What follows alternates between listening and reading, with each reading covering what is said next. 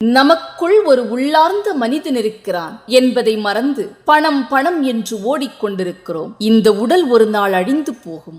நமக்குள் இருக்கும் ஆத்துமா நித்திய ஜீவனுக்குள் பிரவேசிக்கும். ஒருவன் இந்த உலகத்தையே ஆதாயமாக்கிக் கொண்டாலும் தன் ஆத்துமாவை இழந்துவிட்டால் அவனுக்கு என்ன பயன் இருக்கிறது என்று மத்தேயு 16:26 சொல்கிறது. உடலின் சுகபோகத்திற்காக இறுதி வரை சம்பாதித்து இங்கேயே எல்லாவற்றையும் விட்டுவிட்டு செல்ல போகிறோம் என்ற உண்மையை மனம் ஏற்றுக்கொள்ள மறுக்கிறது.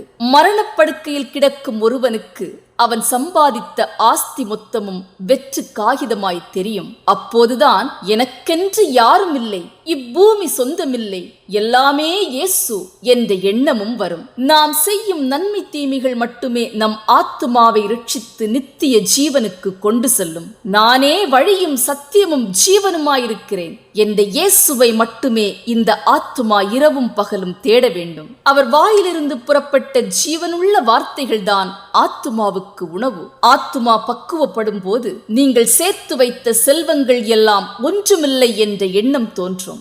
இருள் நீங்கி ஆத்துமாவில் வெளிச்சம் வரும். அஞ்ஞானம் அகன்று ஞானம் துளிர்விடும். பேரின்பமான தேவனை மட்டுமே ஆத்துமா தேடும். அன்பு ஒன்றே ஆத்துமாவின் மொழி. உள்ளார்ந்த மனிதனான ஆத்துமா மட்டுமே நிரந்தரமானது. உலகத்தின் செல்வம் ஒரு நாள் அழிந்து போகும். ஆத்துமாவிற்கு அழிவே இல்லை. அது நரகத்தில் பிரவேசிக்காதபடி எச்சரிக்கையாயிருங்கள். இரவும் பகலும் வேத வசனங்களை தியானித்து அதன்படி நடக்க கற்றுக்கொள்ளுங்கள்.